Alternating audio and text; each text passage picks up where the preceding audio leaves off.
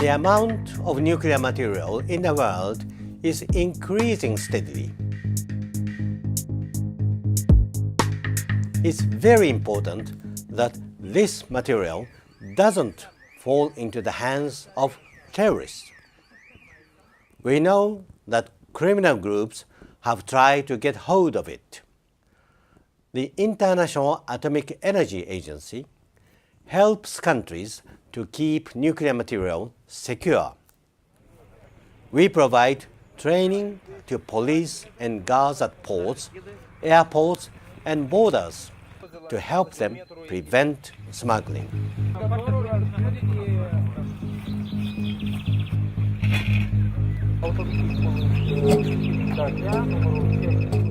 More than 10,000 people have been trained in the last 6 years alone.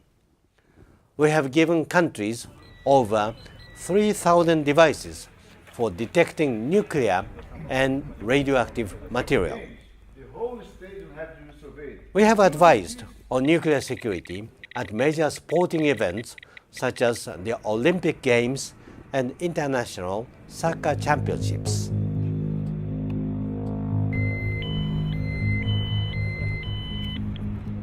We provide expert peer reviews of countries' nuclear security systems and advice on ways of improving them. We help countries to securely manage radioactive material when used in cancer treatment and when it's no longer needed.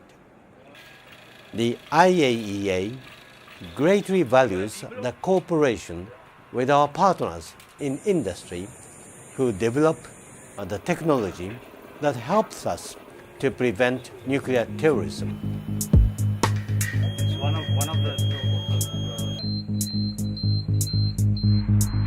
Responsibility for nuclear security rests with each individual country. However, the consequence of a major security failure could be a catastrophe that transcends borders. This means international cooperation is vital.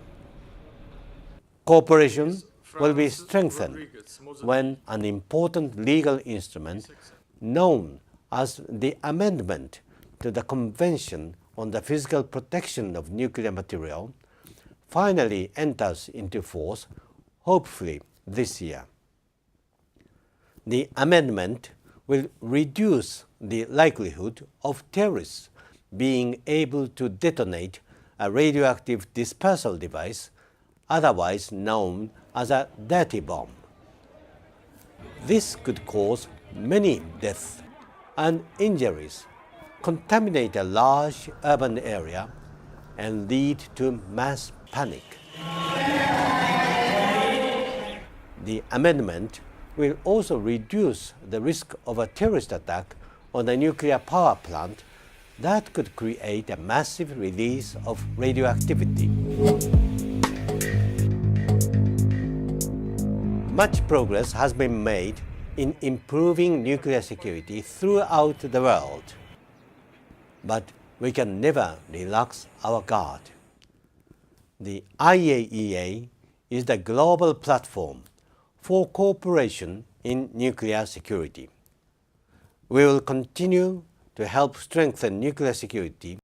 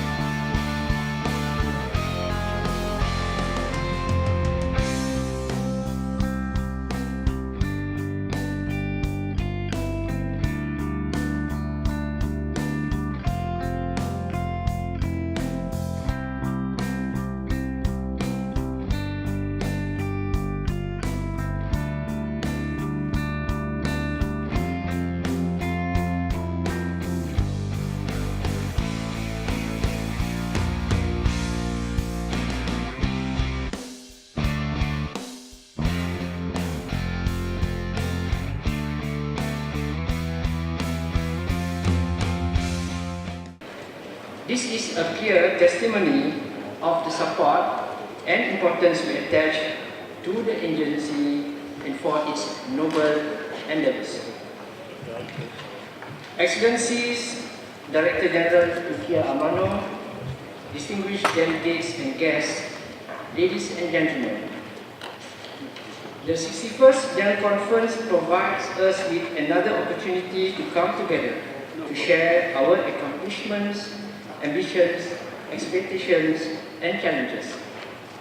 The General Conference is an important platform for Member States to identify common ground among their different priorities, where objective assessments could be drawn from various efforts and initiatives implemented by both Member States and the agency. The General Conference is also a worthwhile stock-taking exercise for Member States to develop appropriate guidelines and clear direction for the agency, which would enhance the efficiency as well as strengthen transparency and accountability of the agency to ensure better results and decisive actions.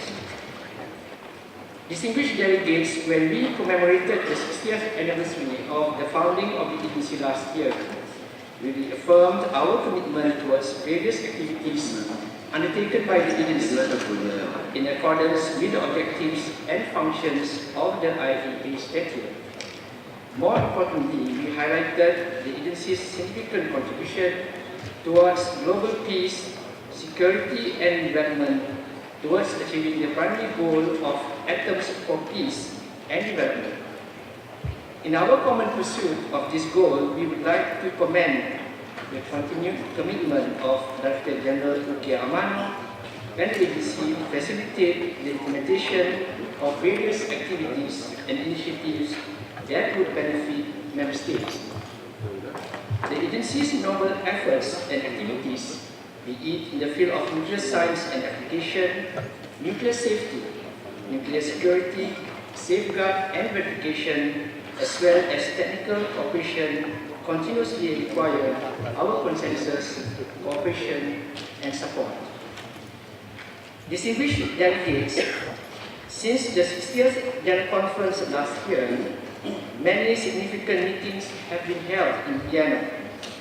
These meetings have presented perspectives on key challenges and lessons learned, particularly on ways the agency can better perform its role to facilitate as well as to strengthen coordination and coherence across its activities and initiatives related to the peaceful use of nuclear technology.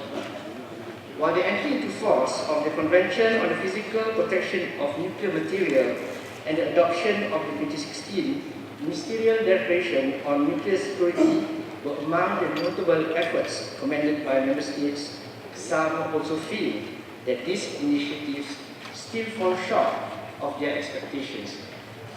Nevertheless, the outcome of these meetings on the whole had indirectly served the purpose of increasing awareness, understanding and ownership of these issues by Member States, and provided a good foundation to take forward the implementation of the important agenda in the agency. Through mutual trust and confidence, more targeted activities could be aligned with the priorities of Member States and in accordance with the agency's statute. The synergy between Member States and the agency will definitely strengthen our collective aspirations and help create an environment conducive to a more cohesive cooperation. Distinguished delegates, the Technical Cooperation Program continues to be a key driver for Member States' efforts to achieve sustainable socio-economic development, in particular the 2030 Agenda for Sustainable Development. We commend the efforts and congratulate the agency for the successful convening of the first international conference on the IAEA Technical Cooperation Program a few months ago. The agency has continued to devote more resources in the areas of health and nutrition, nuclear safety, food, and agriculture. The modernization of nuclear applications under the Renewal Project is a noteworthy effort by the agency to facilitate the implementation of sustainable development goals. The achievements made by the agency are laudable and evident. The agency has done well over the last 60 years, and we are confident that it will continue to do even better over the next 60 years. Our deepest gratitude and sincere appreciation to Director General Vidya Amano and his dedicated team for all their tireless efforts and commitments. We will continue to render our full support and cooperation to him and the agency. Distinguished delegates, presiding over the commemorative 60th General Conference has been a fulfilling, rewarding, and a very enriching experience for me. But before I hand over the bridge to the new captain to navigate our 61st session, I would like at the outset to extend my deepest gratitude to the Southeast Asia and Pacific Group, as well as its chairman, for their confidence and support in nominating me to preside over this very important General Conference last year. I would like to express my deepest appreciation to my friend and colleague, Mr. Vilmos Sheveni of Hungary, for the skillful manner he chaired the Committee of the Whole, which resulted with an all-consensus draft resolutions. I would also like to thank the 8 Vice Presidents from Canada, Chile, Greece, Indonesia, Iran, Latvia, Mongolia, and Sudan for their valuable assistance and cooperation to me. Last but not least, my deepest gratitude and appreciation to Director General Vidya Amano and his remarkable staff, and to my reliable pillar of strength, Ms. Aruni Vijayavardhane, and her dedicated team for the excellent work, support, and cooperation they have extended to me. In closing, my sincere gratitude and appreciation to all delegations for the trust and support you have placed in me, and in particular for your valuable support and cooperation towards a fruitful and successful conclusion of the 2016 60th General Conference of the IAEA. I thank you all very much.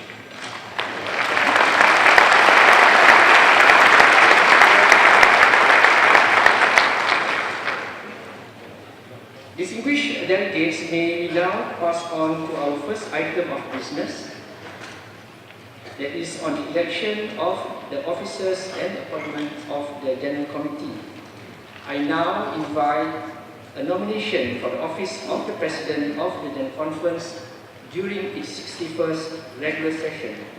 As all of you know, it is the turn of the Far East Area Group to provide this year's President. I now give the floor to the distinguished resident representative of Japan, who is speaking on behalf of the Far East Area Group. He may address us from his seat. You have the floor, sir. Thank you very much. On behalf of the Far East Group, I would like to nominate Her Excellency Ms. Maria Zeneda Angara Coninson, the resident representative of the Philippines, for the office of the President of the General Conference. Thank you very much. I thank the distinguished resident representative of Japan for the nomination on behalf of the Far East Area Group. Is there any other proposal? I see none. There being no other nominations, I propose that Her Excellency Ms. Maria Zeneda Angara Coninson, the resident representative of the Philippines, be elected by acclamation President of the General Conference during its 61st regular session.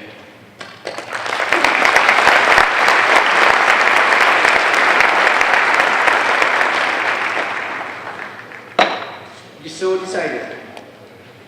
Her Excellency Ms. Maria Zeneda Angara Coninson is thus elected President of the Conference by acclamation. On behalf of all delegates and on my own behalf, I would like to offer her our warm congratulations and also our good wishes for a successful conference. I now invite her to take the chair and in doing so appeal to all delegates in the interest of saving time and in accordance with a decision taken by the conference 7 years ago and successfully implemented since then to reserve their congratulatory statements to her until they make their debate statements.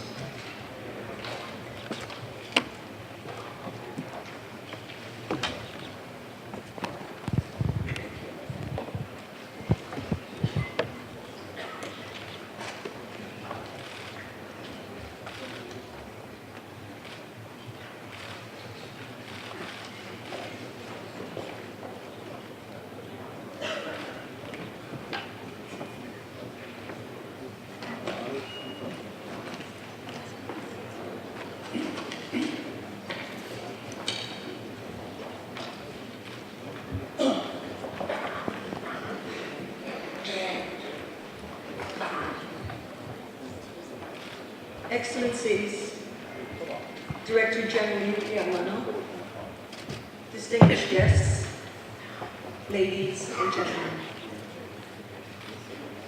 It is with great honor and humility that I wish to thank you for reposing your trust and confidence in me, a woman from a developing country.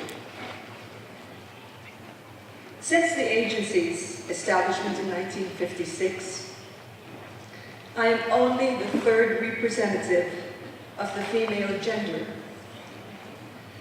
and the fourth representative from the Philippines to have been elected by member states and entrusted with a great responsibility of steering the proceedings and deliberations of the General Conference.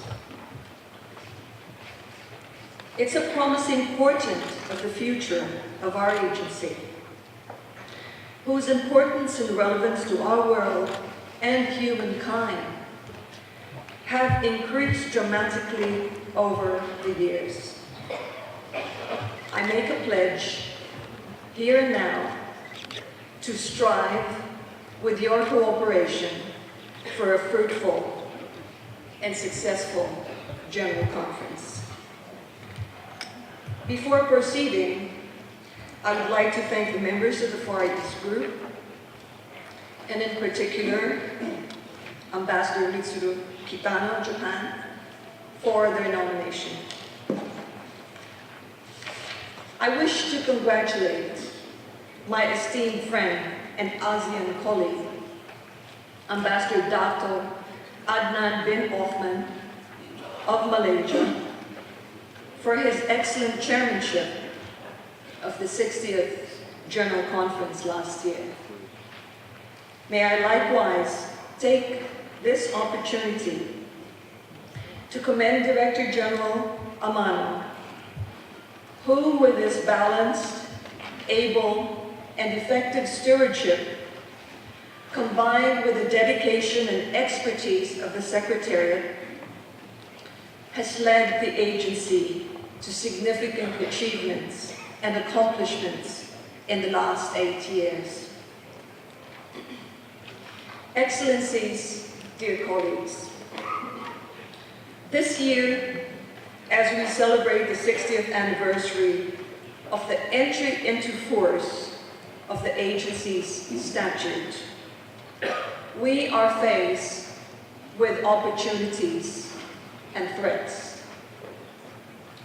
The opportunities come from the promise of ever-increasing benefits from the peaceful uses of nuclear energy, from enhancing food security through, inter alia, the development of high-yielding crop varieties, as well as disease-resistant livestock, to better management of the environment, particularly our water resources, from ensuring a longer and a better quality of life through curative and preventive advances in health-related technology, to greater prosperity and a higher standard of living for our peoples. The myriad avenues of nuclear applications are vast, and they continue to grow. At the same time, however, safety issues involving nuclear technology and its applications remain, even whilst we have made some progress in addressing them. From management options for disused radioactive sources to the safe, permanent disposal of spent fuel, we do not, as yet, have the magic bullet and the perfect answers to our lingering questions and doubts to be able to create the collective confidence, nor to secure a categorical universal vote for nuclear technology over others available. The biggest threat from nuclear power, however, comes from weaponization. Casting a pall on our meeting this morning is the real and present danger of developments in the Democratic People's Republic of Korea. The nuclear non-proliferation regime, which we all support, is being directly challenged, and this particular threat needs to be addressed sooner rather than later.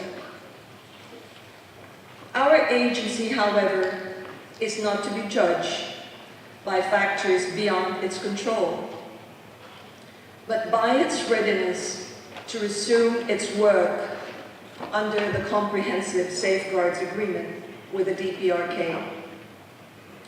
We commend the agency for its recent proactive measures, including the creation of a DPRK unit in the Secretariat.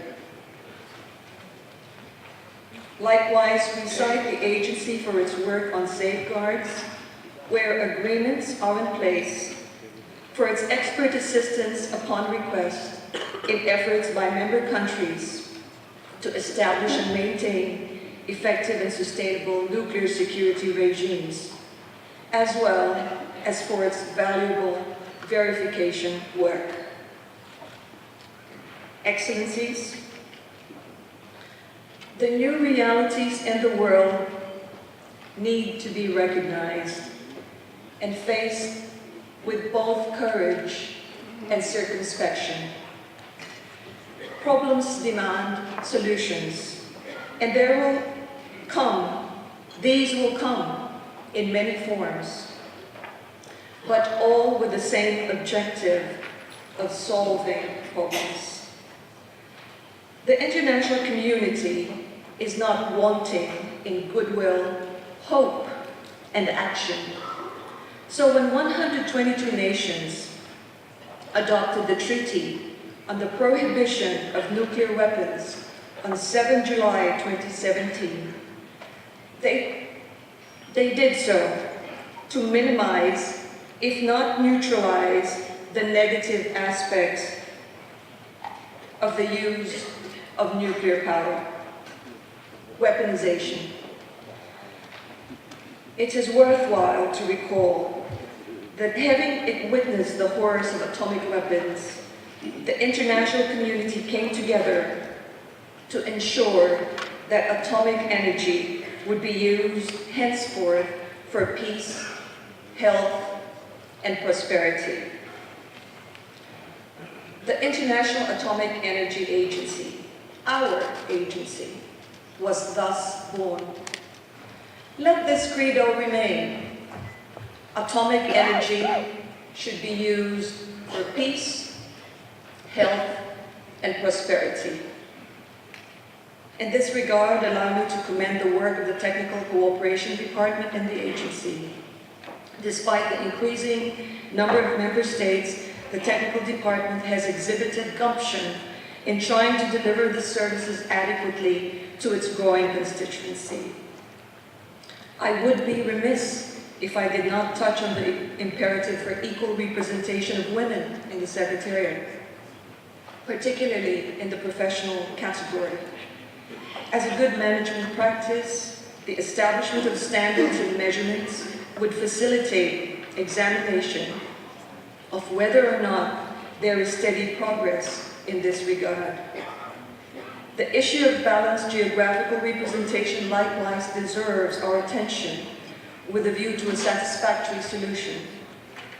The agency should be perceived as belonging to all, and stakeholders must be represented in a fair and balanced manner, naturally with due regard for appropriate qualifications. Excellencies, we have a full agenda ahead of us. As in many organizations, resources always seem to lag behind increasing work and higher expectations. The 6 program areas all demand bigger funding. The challenges for member states is to provide the financial resources within their capacities in full and on time.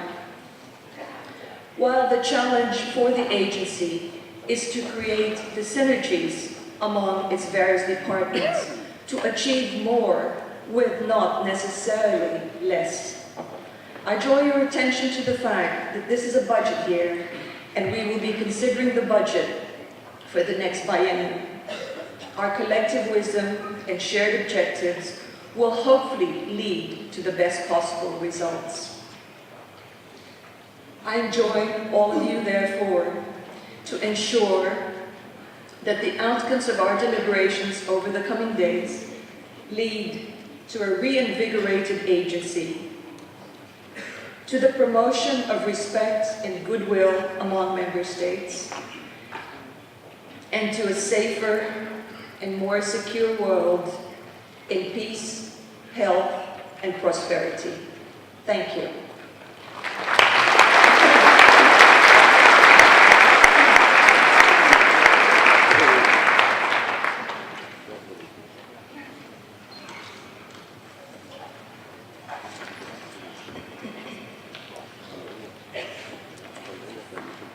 Distinguished delegates, I'd now suggest that we continue with the election of officers and the appointment of the General Committee.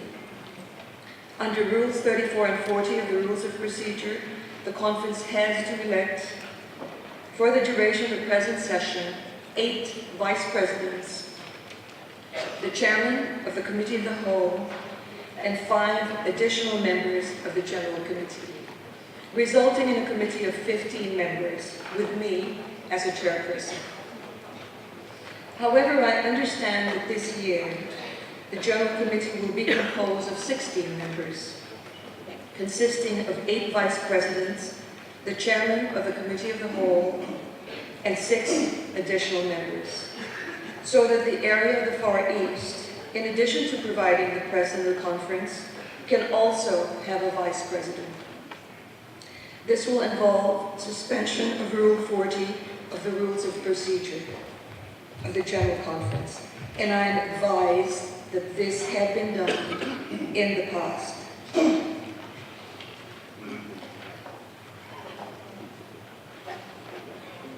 I see no objections. It is so decided.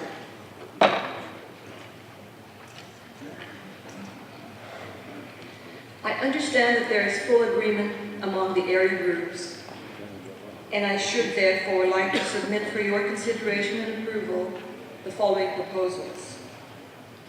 As the 8 Vice Presidents, I should like to propose the delegates of the following member states. I will read the names in English alphabetical order, as I have been informed. Australia, Bulgaria, Finland, Ghana, the Islamic Republic of Iran, Mexico, Mongolia, and the United States of America. As chairperson of the Committee of the Whole, I propose His Excellency, Mr. Rolf Stalder, resident representative of Switzerland. And as the 6 additional members of the General Committee, the delegates of the following member states, and again, I shall read the names in English alphabetical order as I have been given. Angola, Canada, Czech Republic, Kuwait, Peru, and the Russian Federation. I assume that my proposals are acceptable, and accordingly, I declare the delegates, whose names I've read out, duly elected as the 8 Vice Presidents, the Chairperson of the Committee of the Whole, and the 6 additional members of the General Committee.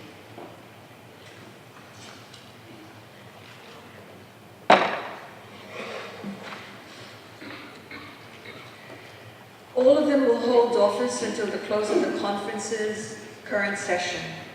On your behalf and on my own behalf, I'd like to offer them my warmest congratulations.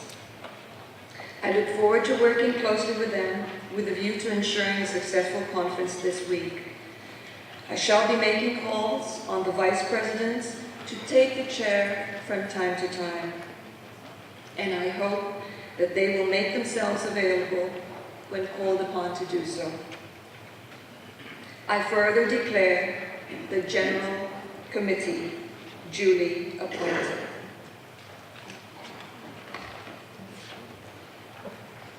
Excellencies, I propose holding the first meeting of the General Committee today at 2:15 p.m. It will take place at meeting room M6, on the ground floor of the M building.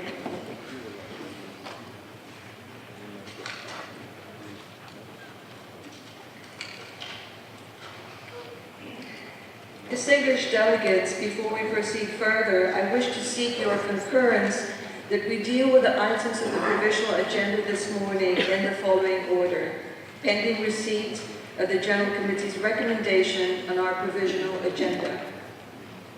Item 2, applications for membership of the agency. Item 3, message from the Secretary General of the United Nations. And then take up item 4, which is the statement by the Director General. Item 6, approval of the appointment of the Director General. Item 7, contributions to the Technical Cooperation Fund for 2018. And item 8, general debate and annual report for 2016. Therefore, I propose to suspend Rule 42 of the Rules of Procedure of the General Conference. This is consistent with past practice. Failure to proceed in this way would considerably delay the start of the general debate, in which several ministers are scheduled to speak today. May I take it that the conference accepts my proposal to suspend Rule 42 and proceed with the consideration of the items on the provisional agenda as recommended?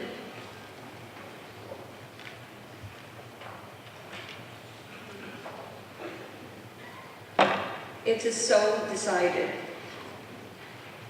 Distinguished delegates, may I ask you now to turn to item 2 of our provisional agenda, applications for membership of the agency.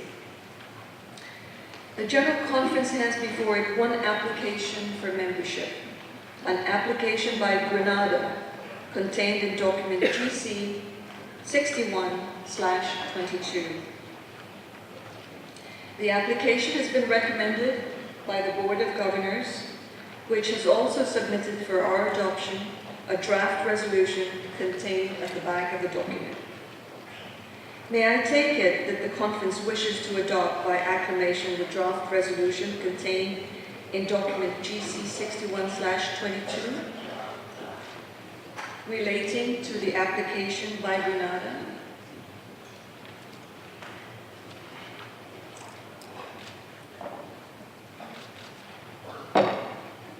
It is so decided. I wish to take this opportunity to extend on behalf of the conference congratulations to Grenada on being approved for membership of the agency. In doing so, I appeal to delegates to defer extending their congratulations until they make their general debate statements.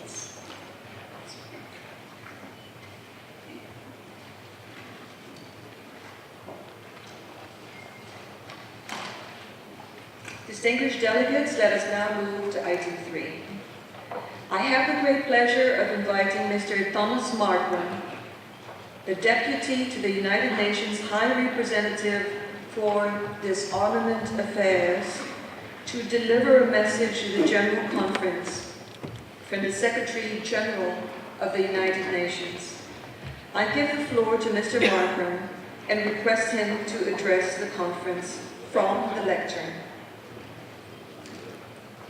Madam President, Director General Amana, Excellencies, distinguished delegates, ladies and gentlemen. I have the privilege to deliver a statement on behalf of the Secretary General of the United Nations, Antonio Guterres. I quote, "I am pleased to greet the General Conference of the International Atomic Energy Agency. 60 years since its founding, the IAEA continues to serve as a bulwark against nuclear proliferation and as an essential forum for international cooperation for the peaceful uses of nuclear energy. Its technical cooperation programs help member states to advance sustainable development, a valuable, yet sometimes overlooked dimension of the agency's work. The international recognition garnered by the agency is testament to its work and integrity. Many challenges have been met, but many also remain. Nuclear security continues to be at the forefront of international concerns, and every care must be taken to minimize the threat of non-state actors acquiring nuclear material.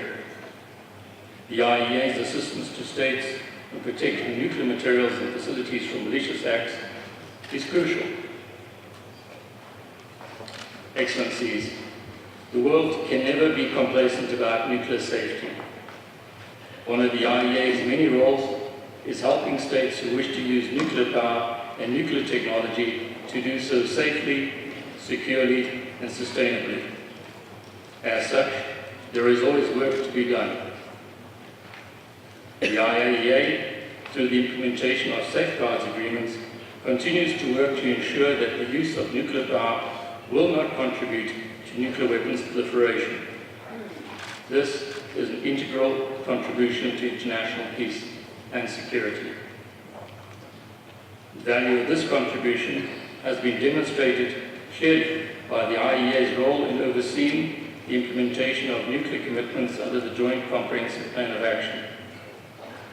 I remain confident that this historic agreement is the best way to ensure the exclusively peaceful nature of Iran's nuclear program and realize the great aspiration of the Iranian people. I commend the IAEA for its outstanding efforts in the interest of international peace. The importance of ensuring full support for the IAEA safeguards mission has also been underscored by other recent events. I fully condemn the recent nuclear test by the Democratic People's Republic of Korea, which is yet another serious breach of its international obligations and undermines disarmament and non-proliferation efforts. I welcome the IAEA's continued remote monitoring of the DPRK's nuclear facilities and its readiness to resume verification work in the DPRK. I commend both the Director General and the IAEA staff, both past and present, for their efforts, and I look forward to the IAEA and the United Nations continuing to work together for sustainable development and for a world without nuclear weapons." End quote. This concludes the statement of the Secretary General. Please allow me to join the Secretary General in reaffirming our full commitment to an ever closer collaborative partnership with the IAEA and to thank Director General Amano and the agency staff for their hard work and their dedication. I thank you for your attention.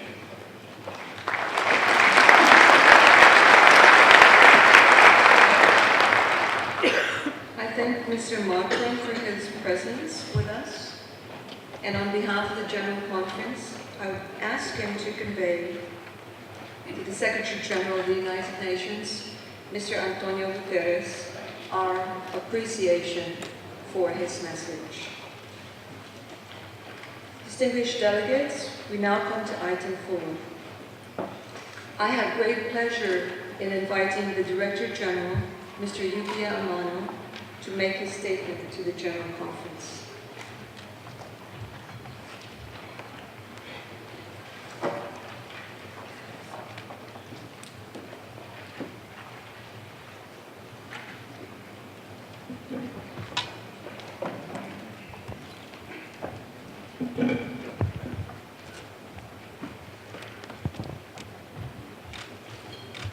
Madame la Présidente, je suis très j'ai le très grand plaisir de souhaiter la bienvenue à tous les participants à la 61e session de la conférence générale de l'Agence internationale de l'énergie atomique. Cette année, qui marque le 60e anniversaire de l'IAEA, touche à son terme. Au cours des 6 décennies qui viennent de s'écouler, l'IAEA a contribué à la paix et à la sécurité internationale et à l'amélioration des conditions de vie de millions de personnes. Grâce à l'appui des États membres et au développement de notre excellent personnel, nous pouvons être fiers des importants résultats obtenus dans tous nos domaines d'activité. Depuis que je suis devenu directeur général, il y a près de 8 ans, j'ai cherché avant tout à faire en sorte que l'IAEA reste une organisation internationale d'excellence, produisant rapidement des résultats concrets. Madame la Présidente, depuis la dernière session de conférence générale, nous avons continué de vérifier et de contrôler le respect par l'Iran de tous les engagements qu'il a pris dans le domaine nucléaire au titre du plan d'action global commun. L'Iran est en train de s'acquitter des engagements qu'il a pris dans le domaine nucléaire au titre de ce plan. L'Iran fait désormais l'objet du régime de vérification nucléaire le plus solide au monde.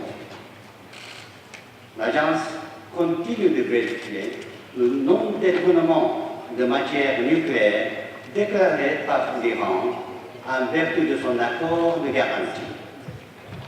Les évaluations concernant l'absence de matière et l'activité nucléaire non déclarée en Iran se poursuivent.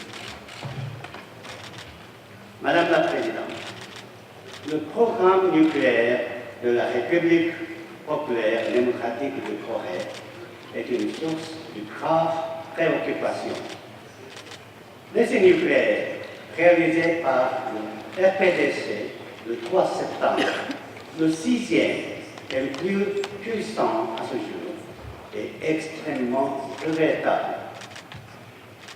Je demande à la RPDC de s'acquitter pleinement de toutes ses obligations découlant des résolutions pertinentes du Conseil de sécurité de l'ONU et de l'IAEA. L'agence se tient prête à retourner en RPDC lorsque les développements politiques le permettront.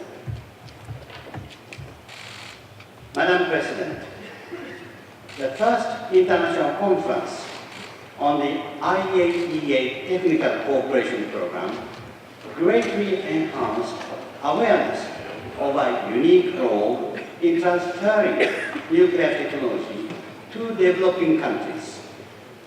In order for us to fulfill this role, it is important that all countries contribute on time and in full to the TC Fund.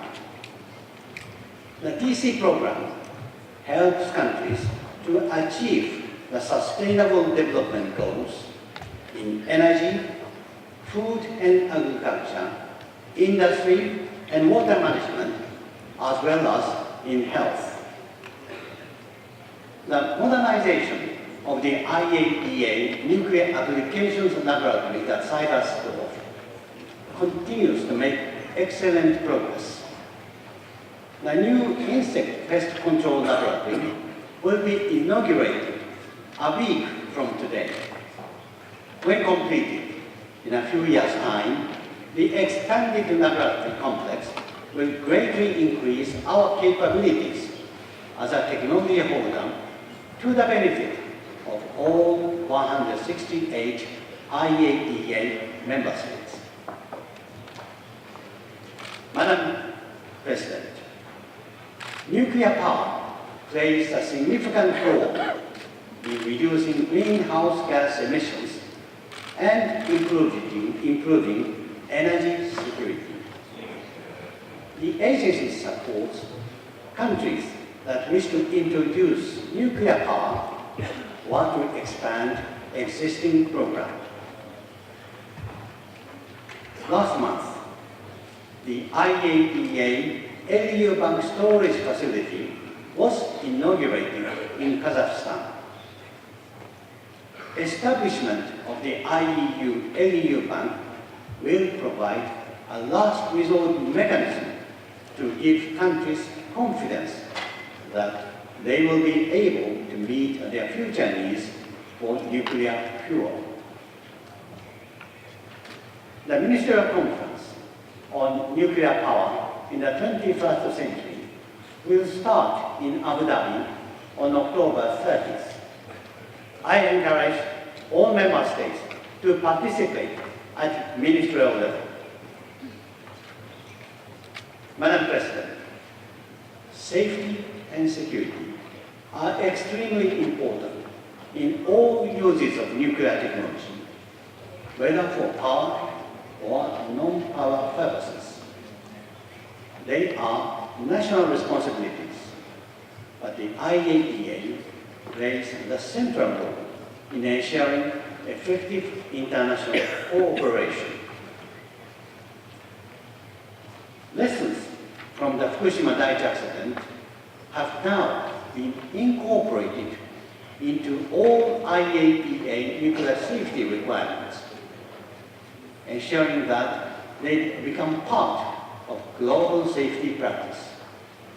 Safety culture must continue to be strengthened.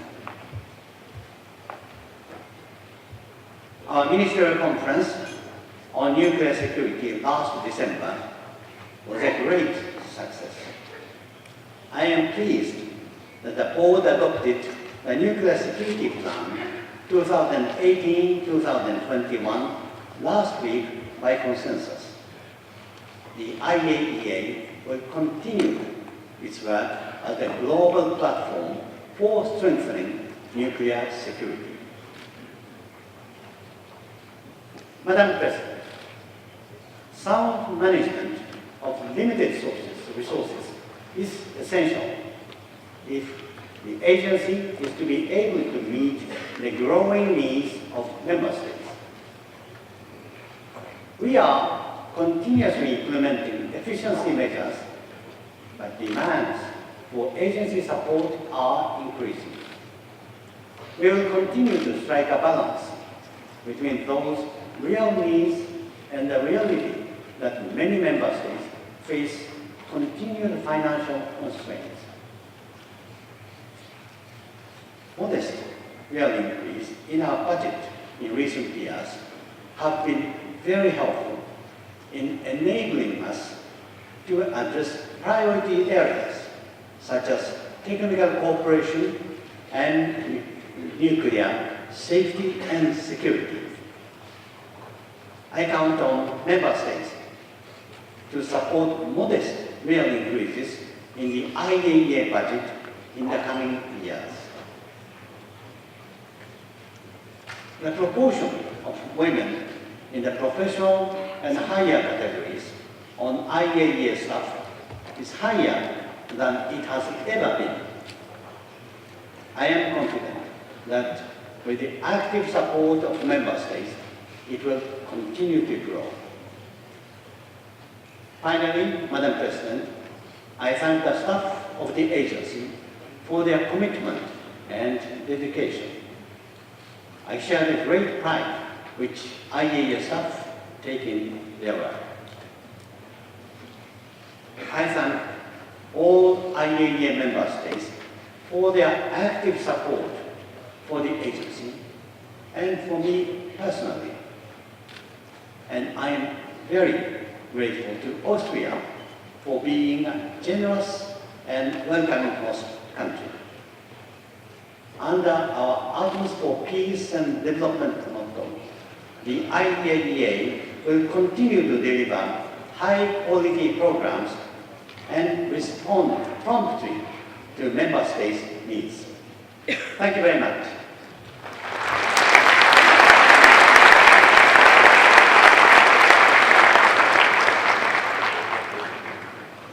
I'd like to thank the Director General for his statement. He not only dealt with specific agenda items for the session, but also provided us with interesting ideas on what he saw are the challenges ahead for the agency. I'm sure that his views will receive careful consideration by member states. Excellencies, distinguished delegates, let us now take up item 6, approval of the appointment of the Director General. Pursuant to Article 7.A of the statute, the Board of Governors in March this year appointed by acclamation Mr. IAEA to the post of Director General of the agency to serve for 4 years from 1st December 2017 to 13 November 2021, and requested the General Conference to approve the appointment by adopting the draft resolution contained in document GC 61/5. May I take it that the General Conference wishes to adopt the draft resolution contained in document GC 61/5 and approve the appointment of Mr. Amano as the Director General from 1st December 2017 to 13 November 2021 by acclamation?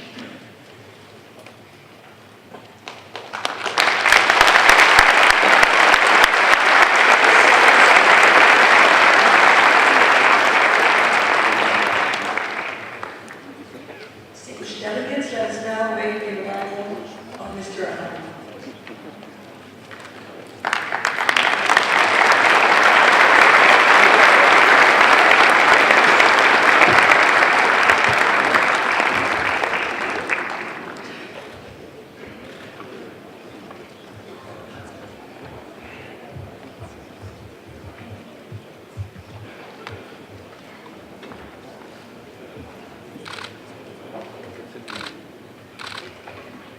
Mr. Amano, it's a great pleasure for me to inform you that the General Conference has approved your appointment to the post of Director General for another 4 years. I'm delighted to be the first to congratulate you on behalf of the General Conference and to wish you a very fruitful tenure. May I now ask the Director General to take his oath of office. I solemnly swear to exercise in all loyalty, discretion, and conscience the functions entrusted to me as Director General of the International Atomic Energy Agency, to discharge these functions and to regulate my conduct with the interest of the agency only in view and not to seek or accept instructions in regard to the performance of my duties from any government or other authority external to the agency. Congratulations. Thank you very much.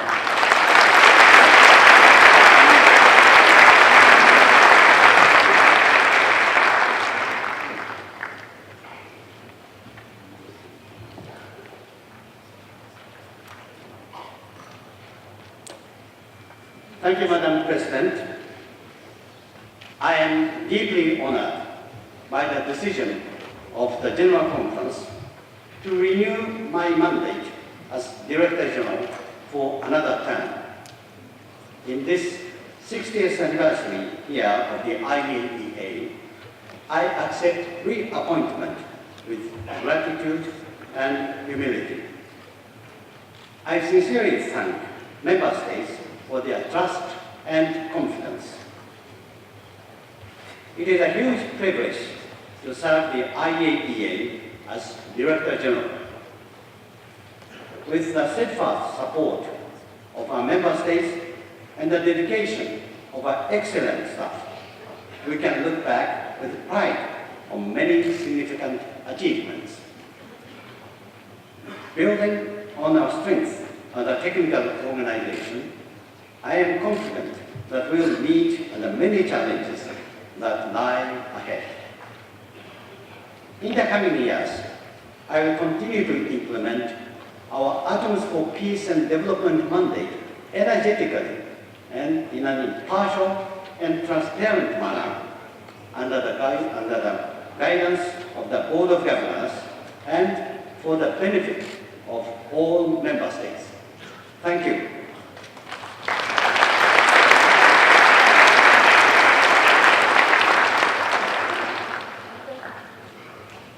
I thank the Director General for his statement. Distinguished delegates, in view of the fact that this morning's meeting is already well advanced, and because I would like to have the conference get well underway with a general debate before we break for lunch, I would request you to refrain from congratulating the Director General at this point and to save your words of congratulations for your general debate statement. Let us now turn to item 7.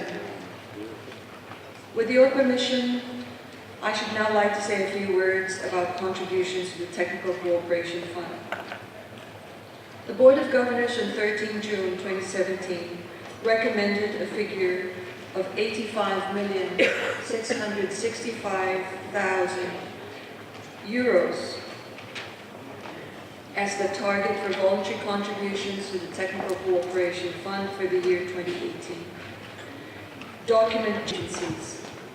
I'm confident that the Secretariat will do its best to cope with conflicting demands and will be consulting individual delegations when finalizing the list of speakers for each day. I take it that the conference is in agreement with the suggestions which I have made with regard to the handling of the speakers list for the general debate. It is therefore so agreed, and I thank you for your cooperation. I now have great pleasure in inviting the first speaker in the general debate, the distinguished delegate of the Islamic Republic of Iran, His Excellency Mr. Ali Akbar Salehi, Vice President and Head of the Atomic Energy Organization of Iran, to take the floor.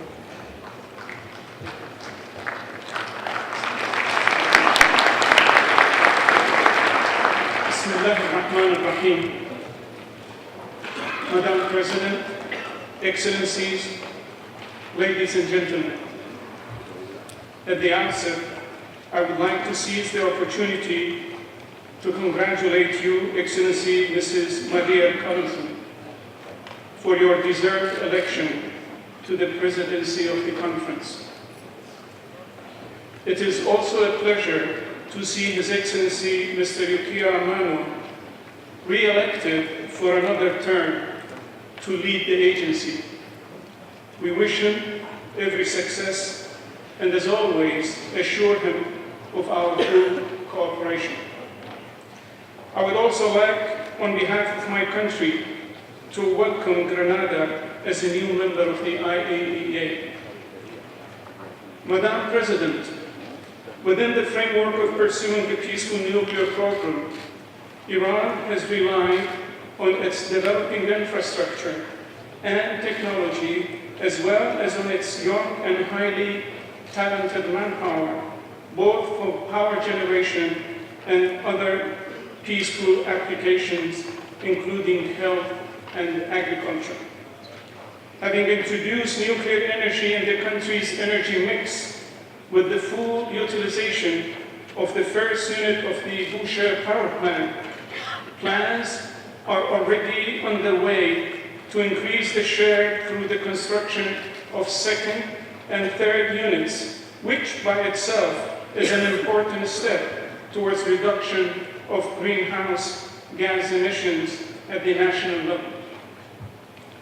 In addition, our radiopharmaceutical products are being exported to the neighboring and remote countries in recent years. Also, as a result of a serious campaign against the plight of cancer, thanks to the technical cooperation with the agency, Iran has made great valuable achievements. My country is looking forward for an extended cooperation in this field. Excellencies, one of the most important aspects of all our activities relates to the implementation of the Joint Comprehensive Plan of Action, JCPOA, since it went into effect in early 2016. As confirmed by the agency's periodic report, Iran has honestly and in good faith fulfilled all its commitments under the deal. It is worth mentioning that the nuclear activities of my country are carried out under utmost transparency, including numerous inspections and complimentary access to its nuclear sites. Having no time to delve into an in-depth analysis of the unacceptable difficulties and obstacles created by one of the participants on the full implementation of the JCPOA, I merely suffice to draw your attention to the fact that the integrity of the nuclear deal must be adhered and preserved by all its participants. All participants, without any exception, must be held accountable in this regard. Each and every party must faithfully comply with its commitments in order to keep it intact, on track, and operational. Any action or measure to weaken or nullify the provisions of the nuclear deal under any pretext or politically motivated and self-serving excuses will certainly undermine and jeopardize this historic achievement, not only to the detriment of its participants, but in fact to that of the entire international community. I would also find it necessary to allude, though very briefly, to the recent American démarche at the agency with a host of unjustifiable peculiar demands with regard to the verification of our strictly peaceful nuclear program far beyond the purview of JCPOA and its collectively negotiated and well-defined provisions. The American administration's overtly hostile attitude and actual foot-dragging policies and measures aimed at undermining the nuclear deal and blocking Iran's legitimate benefits from its full and unimpeded implementation are contrary to the letter and spirit of JCPOA. We remain confident that the agency, and for that matter the Director General, will resist such unacceptable demands and continue to execute the agency's irreplaceable technical supervisory role with strict objectivity, fairness, and impartiality, including protection of sensitive technical and industrial information attained through inspections. The agency's success in this important and critical challenge will benefit everybody and enhance its international credibility. Serious and active cooperation of other participants to the deal, and in a larger sense, the members of the IAEA will indeed make a positive contribution to this end. Dear colleagues, success in achieving global nuclear security first and foremost calls for the effective compliance of nuclear weapon states with their obligations under NPT, including through desisting discriminatory approaches and policies.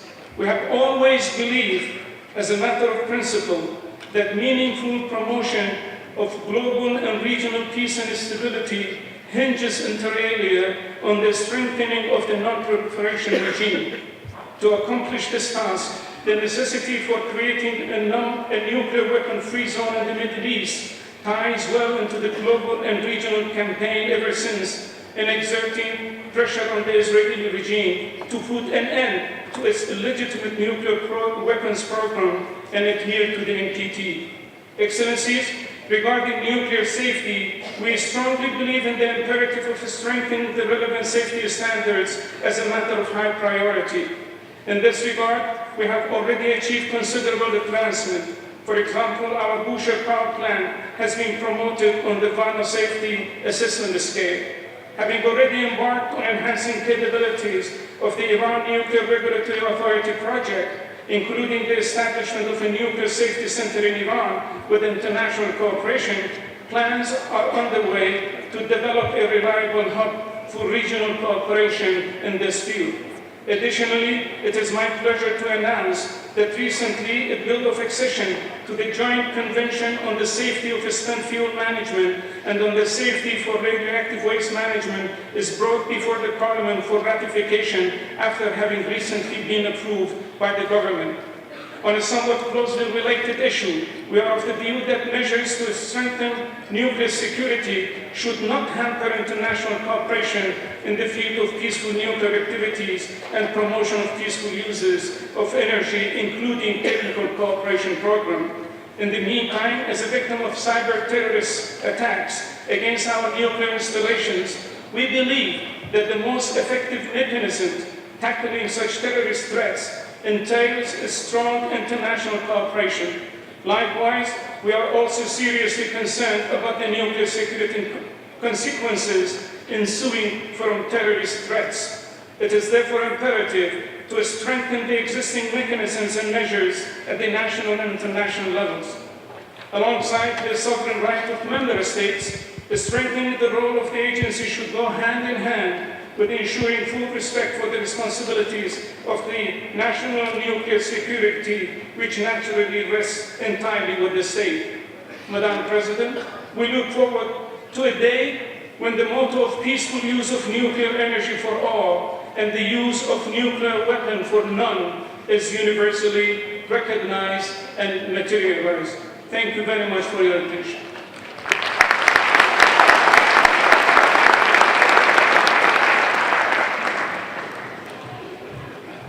I thank the distinguished delegate of the Islamic Republic of Iran for his statement. I now invite the distinguished delegate of the Russian Federation, His Excellency, Mr. Alexei Likachev, Director General of the State Atomic Energy Corporation, Rosatom, to take the floor. Глубоко уважаемая госпожа председатель, примите искренние поздравления с избранием вас председателем 61-й сессии Генеральной конференции. Приветствуем нового члена агентства Гренады. Ваше превосходительство, делегаты конференции, дамы и господа. МАГАТЭ играет важнейшую роль в развитии безопасных ядерных энергетических технологий, в создании инфраструктур для их восприятия, в приобщении новых стран к преимуществам, которые открывает ядерная энергия. Отсюда фундаментальное значение той поддержки, которую мы все, государства-члены, оказываем уставной деятельности МАГАТЭ. Позиция Российской Федерации в этом вопросе четкая и открытая. Мы всегда поддерживали, поддерживаем и будем поддерживать МАГАТЭ как главную международную организацию, отвечающую за весь спектр вопросов, связанных с мирным использованием ядерной энергии. Это неоднократно подчеркивал глава государства, президент Российской Федерации Владимир Путин, в том числе в своем обращении по случаю 60-летия МАГАТЭ. Крайне важно сохранение агентством неполитизированного, профессионального подхода в своей работе. На наш взгляд, генеральный директор господин Амана справляется с этой непростой задачей. Хочу воспользоваться случаем поздравить господина Амана с переназначением на 3-й срок на этот высокий и ответственный пост. Госпожа председатель, российское участие в деятельности МАГАТЭ носит комплексный характер. Мы вносим свой вклад и финансовыми взносами, и конкретными техническими работами ИНКАИНа, и интеллектуальным ресурсом. Мы начали реализацию новых совместных с МАГАТЭ проектов по созданию ядерной инфраструктуры и инфраструктуры регулированной безопасности. Мы поддерживаем гарантийную деятельность агентства, в том числе в контексте выполнения обязательств, предусмотренных совместным всеобъемлющим планом действий. Россия исходит из того, что СВПД представляет собой выверенный баланс интересов сторон этого процесса и должен неукоснительно выполняться в своей совокупности. Господа председатели, дамы и господа, год, прошедший со времени предыдущей сессии Генеральной конференции, ознаменовался для моей страны многими серьезными значимыми событиями. Сдан в эксплуатацию первый блок Нововоронежской АЭС, остающийся пока единственным в мире действующим легководным энергоблоком поколения 3+. Сейчас мы строим еще 5 таких энергоблоков. Передан индийской нации второй блок АЭС Кудам-Кулам. Разворачиваются работы по строительству 3-го и 4-го блока. Подписан пакет документов на блоке 5 и 6 этой станции. Продолжаются работы по сооружению энергоблоков российского дизайна в Беларуси и Китае. Совместно с партнерами отрабатываем подготовительные мероприятия и создаем необходимые инфраструктуры на площадках Аккуи в Турции, Пакш в Венгрии, Канкигеви в Финляндии, Бушер в Иране, Руппур в Бангладеше. Вместе с египетскими коллегами готовимся к старту работ на площадке АЭС ЛДБА. С армянскими продлеваем ресурс действующего энергоблока Мицамовской АЭС. Отмечаем прогресс Иордании в развитии национальной ядерной программы и ядерной инфраструктуры в рамках реализации проекта по сооружению первой в этой стране АЭС российского дизайна. В Боливии ведем работы по подготовке к строительству там Центра ядерных исследований и технологий. С Замбией подписали пакет документов на сооружение аналогичного центра. Наконец, отмечу плавучую атомную электростанцию «Академик Ломоносов», сооружение которой мы сейчас завершаем в Санкт-Петербурге. Уверен, что с блоками средней и малой мощности в целом, с плавучими энергоблоками в частности, во многом связано будущее мировой ядерной энергетики. И еще о формировании перспективной повестки. Мы убеждены, что развитие ядерной энергетики неразрывно связано с реакторами на быстрых нейтронах и замыканием ядерного топливного цикла. В Димитровграде мы строим многоцелевой исследовательский реактор на быстрых нейтронах. Реализуем Северский амбициозный проект «Прорыв», на базе которого формируется опытно-демонстрационный комплекс, включающий реакторы на быстрых нейтронах, производство плотного уран-плутониевого смешанного топлива и модуль переработки отработавшего ядерного топлива.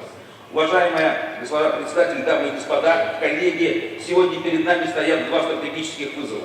Во-первых, это энергетическая бедность и мировое неравенство в доступе к электроэнергии. Во-вторых, это угроза необратимого разрушения экосистемы в планетарном масштабе. Ответить на эти два вызова можно только через рост и одновременное изменение структуры мирового баланса производства электроэнергии. Мы должны по максимуму сократить долю углеводородов. Это наша ответственность перед потомками. Отмечу, что уже сегодня вклад атомщиков в экологию планеты велик. Если бы вся мощность действующих АЭС, а это 392 гигаватта, генерировалась за счет угольных и газовых источников, то в атмосферу ежегодно выбрасывалось бы дополнительно около 2 миллиардов тонн углекислого газа. Все же леса планеты ежегодно поглощают 2,5 миллиарда тонн углекислого газа. То есть, приблизительно говоря, атомная энергетика соизмерима с экологической мощностью всех лесов планеты. Все понимают, что будущее за зеленой энергетикой. Солнце, ветер, вода и атом, дополняя друг друга, усиливая друг друга, должны образовывать тот зеленый квадрат, который станет основой будущего мирового безуглеродного баланса. Господа председатели, согласно прогнозу Международного энергетического агентства, совокупная доля чистой генерации в мировом балансе к 50 году должна составлять более 80%. Установленные мощности атомных станций, соответственно, должны вырасти до 930 гигаватт. Это значит, что с учетом замещения выбывающих блоков АЭС, уже через 10 лет нам предстоит ежегодно вводить более 20 гигаватт новых мощностей атомной генерации. Это очень амбициозная, но решаемая задача. Ее выполнение будет зависеть прежде всего от нас, стран, сделавших выбор в пользу развития ядерной энергетики. Мы не являемся конкурентами. Все зеленые источники энергии являются частью решения проблемы глобального изменения климата. Но нам необходим новый уровень кооперации в международном атомном сообществе. Первое направление сотрудничества, собственно, философия МАГАТЭ – это ядерная безопасность. Поддерживаем линию секретариата на ужесточение требований в этой области. Готовы подкреплять эту работу нашими компетенциями и ресурсами. Второе направление – это изменение репутации атомной энергетики. Мы уважаем выбор каждой страны, развивать атомную энергетику у себя или нет. Важно, чтобы он базировался, этот выбор, на научном знании, а не на фобии. Надо убедить общество, правительство, научные экспертные круги в том, что атомная энергия является чистой, безопасной и экономически привлекательной. В России и странах, где мы строим ядерные объекты, мы системно работаем над повышением общественной приемлемости атомной энергетики. У нас есть хороший опыт в этой области. Мы готовы поделиться этим опытом. Мы считаем, что эти положения должны найти отражение в профильных резолюциях сегодняшней Генеральной конференции. Этот подход также надо закрепить в итоговом документе предстоящей министерской конференции МАГАТЭ в Абу-Даби. На министерской конференции в Санкт-Петербурге 4 года назад мы констатировали, что для многих стран атомная энергетика является апробированной, чистой, безопасной и экономически привлекательной технологией. Сейчас нам надо сделать следующий шаг. Перейти от понимания общественной приемлемости атомной энергетики к формированию ее востребованности со стороны общества. В ближайшее время Российская Федерация представит конкретные предложения на этот счет. Мировая атомная индустрия может и должна реализовать присущий ей потенциал технологического лидерства и стать одним из главных участников четвертой промышленной революции. Спасибо за внимание.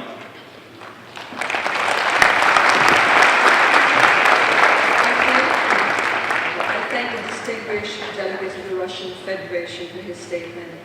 I now invite the distinguished delegate of the United States of America, the Honorable Rick Perry, Secretary of Energy, to take the floor. Madam, thank you very much. To begin with, I'd like to share a message to you from the President of the United States, President Trump.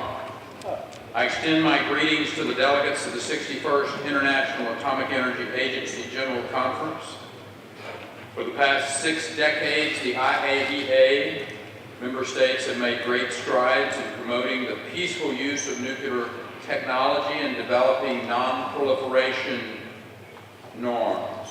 Strong partnerships between our nations and respect for these norms continue to be vital to achieving our shared goals of harnessing nuclear energy and ensuring a more peaceful world.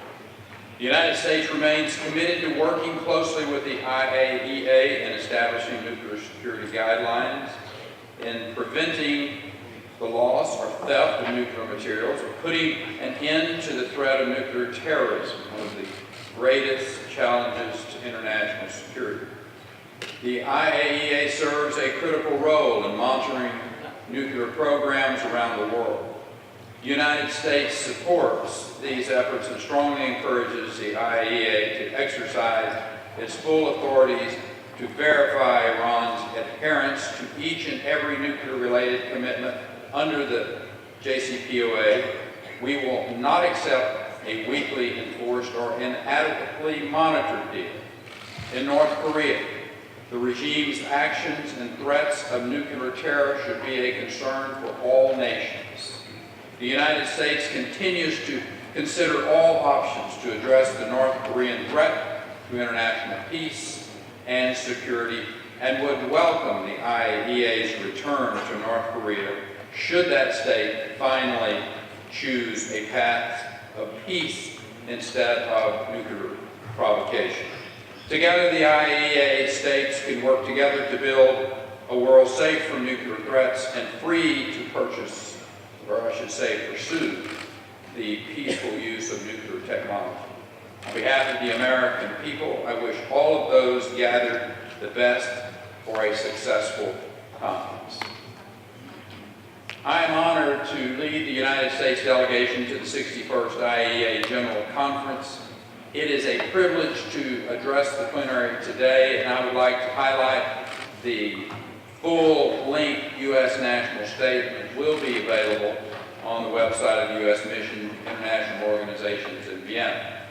The IAEA was established 6 years ago to accelerate the contribution of atomic energy to peace, health, and prosperity, while supporting global efforts to stop the spread of nuclear weapons.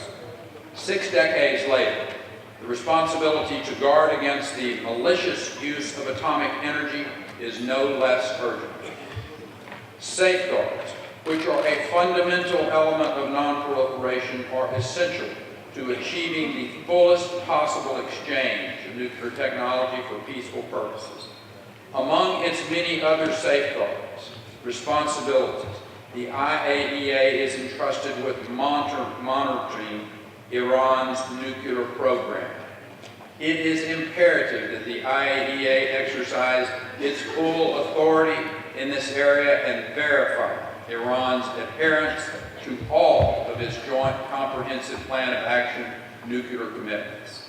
The United States is committed to providing resources to support this mission. Non-compliance, including by North Korea and Syria, is a serious matter that must be addressed. We must continue to hold Syria accountable for its past construction of a clandestine nuclear reactor and reinforce the authority of the IAEA as a critical element in the international strategy to contain and walk back North Korea's nuclear program. Compliance with non-proliferation obligations is essential, as is strengthened verification, including implementation of safeguards at the state level to assure the absence of undeclared nuclear activities. A comprehensive safeguards agreement combined with an additional protocol has become the de facto international standard, which we encourage all states to adopt. As we are all aware, terrorism does not recognize international boundaries. In order to combat terrorist threats effectively, we must work together to continually improve nuclear security on a global level and help ensure that all nuclear material is protected from theft or misuse. The countries represented in this room have made significant commitments to nuclear security. It's time we turn those commitments into action. All of us in this room should subscribe to and implement the joint statements that were highlighted in the December 2016 IAEA International Conference on Nuclear Security. These joint statements describe specific steps that committed countries will take to prevent nuclear terrorism, including countering nuclear smuggling, mitigating insider threats, protecting nuclear material in transit. We all have an opportunity to gather in Vienna later this year for a conference focusing on the Convention of the Physical Protection of Nuclear Materials and Nuclear Facilities. The United States strongly supports universal adherence to the Convention. The Convention serves as the only legally binding international instrument in the area of physical protection of nuclear material, and we encourage your participation in the November conference. In order for the peaceful use of nuclear energy to flourish worldwide, we must address a third and vital element, and that's safety. Nuclear safety, enhanced through the Convention on Nuclear Safety and other legal instruments, is key. As President Trump highlighted, the United States is a leader in promoting nuclear power and other peaceful applications across the globe. We have made over $320 million in voluntary contributions to the agency's work in this area since 2010. I'm also pleased to announce that the United States is contributing another $3.1 million in new funding to renovate the IAEA's Nuclear Applications Lab at Cybersdorf, bringing the total U.S. contribution for this effort to over $15.6 million. We make these commitments because we understand the broad benefits of nuclear power and other nuclear applications. In the United States, nuclear energy is an essential source of safe, clean, reliable, and affordable power. It provides hundreds of thousands of competitive, high-paying jobs, and our nuclear industry is a worldwide leader in technology and safety. To further enhance public acceptance of nuclear power and facilitate international civil nuclear cooperation, we need to agree to common legal frameworks such as the Convention on Supplementary Compensation for Nuclear Damage. By showing our commitment to a predictable and reasonable legal structure, we will underscore with the public our commitment to safety. The United States remains committed to strengthening the IAEA to meet the challenges that lie ahead and we urge all member states to recommit themselves to the same goal. Thank you.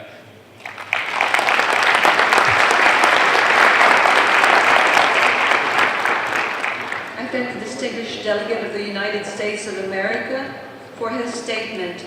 I now invite the distinguished delegate of Jordan, His Excellency Dr. Khalid Touka, Chairman, Jordan Atomic Energy Commission, to take the floor. بسم الله الرحمن الرحيم. السيد الرئيس، السادة النواب الرئيس، السيد المدير العام للوكالة الدولية للطاقة الذرية، السيدات والسادة رؤوس الوفود وأعضائه، يسعدني بداية بالأصالة عن نفسي وبالنيابة عن وفد المملكة الأردنية الهاشمية أن أهنئكم بمناسبة انتخابكم رئيسا للدورة 61 للمؤتمر العام للوكالة الدولية للطاقة الذرية. ولا يسعني إلا أن أهنئ سعادة السيد يوكيا أمان بمناسبة توليه منصب مدير عام الوكالة الدولية للطاقة الذرية لفترة ولاية ثالثة، مثمنا عاليا الجهود الكبيرة التي بذلها في مواصلة زخم التعاون التقني مع الأردن والدول الأعضاء في الوكالة خلال السنوات الماضية. السيد الرئيس، إن الأردن يمضي قدما بخطوات ثابتة لتحقيق المزيد من الإنجازات والعلامات في مسيرة برنامج الطاقة النووية الأردني. وقد جاء تدشين المفاعل النووي الأردني للبحوث والتدريب في جامعة العلوم والتكنولوجيا الأردنية في شهر كانون أول عام 2016 ليكون نقطة ارتكاز رئيسا لمركز وطني للبحوث والتكنولوجيا النووية لتأهيل وتدريب المهندسين والمختصين في مجالات الهندسة والتقنيات النووية، بالإضافة إلى استخدام المفاعل النووي في إنتاج النظائر الحربية المشعة. وبالنظر إلى زاوية أخرى من زوايا الإنجاز العلمي، يأتي افتتاح المركز الدولي لضوء السينكروترون للعلوم التجريبية وتطبيقاتها في الشرق الأوسط سيسمي Synchrotron Light for Experimental Science and Applications in the Middle East في شهر أيار من هذا العام برعاية ملكية سامية، ليكون أول مركز علمي متميز في المنطقة. ومن شأن هذا المركز الذي يضم مسارع إلكترونات من الجيل الثالث أن يساهم في دفع عجلة التقدم والنهوض بالأبحاث العلمية في مجالات الطب والصيدلة والعلوم وعلوم المواد. وقد تشرفنا بحضور سعادة مدير عام الوكالة الدولية للطاقة الذرية لهذا الافتتاح، الأمر الذي أكد على الشراكة المتينة والعلاقة الوثيقة بين الأردن والوكالة. وفي منحى آخر يتعلق بمشروع استكشاف اليورانيوم في منطقة وسط الأردن، فقد تم إصدار التقرير الثاني لاحتياطات خامات اليورانيوم في شهر نيسان من العام 2016 وفق التمويل العالمي جور، وستستأنف أعمال التنقيب والاستكشاف والاستخلاص وفقا للأسس والمعايير العالمية بهدف رفع مستوى تصنيف خامات اليورانيوم، الأمر الذي يدعم استكمال دراسة الجدوى الاقتصادية الخاصة بتمويل مشروع إنتاج الكعكة الصفراء على أسس تجارية. أما بخصوص المحطة الكهربائية فقد استكملت هيئة الطاقة الذرية الأردنية الدراسات الفنية لموقع المحطة ومياه التبريد والشبكة الكهربائية وسوق الكهرباء في الأردن والمنطقة. وبشكل موازن أن الهيئة تعد الآن دراسة الجدوى الاقتصادية القابلة للتمويل لبناء مفاعلين بتقنية المفاعل للوحدات الصغيرة المدمجة Small Modular Reactors بالتعاون مع مدينة الملك عبد الله للطاقة الذرية والمتجددة في المملكة العربية السعودية، على أن يتم اتخاذ القرار بهذا الشأن بعد الانتهاء من الدراسات الجدوى. سيد الرئيس، إيمانا منا بأهمية السلامة والأمن النوويين كركيزتين أساسيتين في تطوير البرنامج النووي الأردني، وقد صادقت الحكومة الأردنية على السياسة الوطنية للسلامة النووية، كما أن المصادقة على القانون النووي الشامل لهيئة تنظيم قطاع الطاقة والمعادن، والذي يتضمن كافة المتطلبات التنظيمية الضرورية واللازمة لترخيص المرافق النووية قيد المناقشة في مجلس الأمم. ولا يفوتني أن أشيد بدور الوكالة المحوري في تقديم المشورة التي توفره بهذا الشأن. أما من الناحية التنظيمية النووية وتعمل هيئة تنظيم قطاع الطاقة والمعادن الجسم التنظيم النووي في الأردن على منح رخصة تشغيل المفاعل النووي الأردني للبحوث والتدريب والمتوقع صدورها خلال الشهر القادم. السيدة الرئيس، لا يفوتني من هذا المنبر أن أهنئ الوكالة على نجاح مؤتمر التعاون التقني الذي عقد بمناسبة الذكرى الستين لإطلاق برنامج التعاون التقني الذي ساهم على مدى عقود في نقل التكنولوجيا النووية وبناء القدرات البشرية والمؤسسية وتسهيل التعاون الدولي والإقليمي ما بين دول الأعضاء والوكالة، حيث تم على هامش هذا المؤتمر توقيع وثيقة الإطار البرنامجي الوطني 2018 إلى 2022 Country Framework Program، والذي تم إعداده بالتجاور مع الجهات الوطنية ذات العلاقة وبالتنسيق مع الوكالة ليعكس الاحتياجات والأولويات الوطنية الأردنية من أجل دعمها من خلال برنامج التعاون التقني بشكل يفي بمعايير الجودة والاستدامة اللازمة لبلوغ التنمية الاقتصادية والاجتماعية المجهودة في الخطط الوطنية، وخاصة في مجالات استخدام الطاقة النووية في إنتاج الكهرباء واستخلاص اليورانيوم والبنية التنظيمية الرقابية وإنتاج النظائر المشعة وإدارة الموارد المائية. ولا يسعني من هذا المنبر إلا أن أشيد بدور الوكالة في دعم الجهود الوطنية الرامية إلى التوعية بأهمية علوم التكنولوجيا النووية ودورها في التنمية المستدامة، وذلك من خلال دمج موضوعاتها في المناهج المدرسية، وأشير تحديدا إلى ورشة العمل الوطنية التي عقدها خبراء متميزون من جامعة طوكيو في اليابان من خلال الوكالة بهدف التعريف بالطرق المثلى لطرح هذه الموضوعات لطلاب المرحلة الثانوية، وقد رافقها إجراء تجارب عملية حول تقنيات الإشعاع وتطبيقاتها. سيد الرئيس، لنا في الأردن نؤمن بأن تعزيز الشراكات العالمية يلعب دورا حيويا في دفع مسيرتنا نحو تطوير البنية النووية التحتية اللازمة لتنفيذ برنامج الطاقة النووية الأردني بنجاح واقتدار، وبخاصة فيما يتعلق بتطوير الإطار القانوني والتنظيمي لكافة الأنشطة النووية بما فيها تصدير المواد والمعدات والأنظمة النووية بما يتوافق مع المعايير العالمية. انطلاقا من سعينا الوصول إلى ذلك، وقد تقدم الأردن بطلب رسمي للانضمام إلى مجموعة الموردين النوويين Nuclear Suppliers Group، وذلك سعيا منه إلى المساهمة في دعم كافة الأنشطة الهادفة لمنع انتشار الأسلحة النووية ضد المنظومة العالمية الهادفة إلى ذلك. سيد الرئيس، أتوجه بالنيابة عن بلدي بالتهنئة للوكالة على توقيع اتفاقا مع حكومة جمهورية الصين الشعبية بشأن عبور اليورانيوم ضعيف الإثراء عبر الأراضي الصينية من وإلى منف الوكالة لليورانيوم ضعيف الإثراء في جمهورية كازاخستان، وذلك لضمان إمداد الدول الأعضاء بهذه المادة. وفي منحى آخر وإدراكا لأهمية تحقيق الأمن النووي العالمي، فإننا نهنئ الوكالة على تبنيها لخطة الأمن النووي للأعوام 2018-2021، إضافة إلى دعمها المستمر الهادف إلى توطيد وتعزيز إجراءات الأمن النووي بما يتوافق مع إرشادات ومعايير الوكالة المتعلقة بذلك.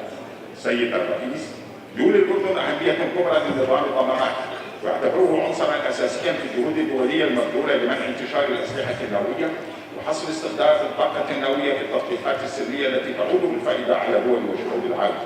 بهذا الصدد فإننا نحن ندلل دعوة كافة الدول في المنطقة بما فيها إسرائيل بالانضمام إلى معاهدة عدم انتشار الأسلحة النووية وإخضاع كافة منشآتها النووية لنظام ضمانات الوكالة تحقيقا لعالمية المعاهدة في المنطقة وتمهيدا لإنشاء منطقة خالية من الأسلحة النووية في الشرق الأوسط بما يسهم في إحلال السلام والأمن الدوليين. السيدات والسادة الحضور، وفي الختام لا يسعني إلا أن أثمن دور الوكالة الدولية للطاقة الذرية الجوهري في تحقيق التنمية العالمية المستدامة من خلال تسهيل الاستخدامات السرية للطاقة الذرية، متمنيا للمؤتمر العام 61 كل التوفيق والنجاح، والسلام عليكم ورحمة الله وبركاته. سيدة Let me thank the distinguished delegate of Jordan for his statement.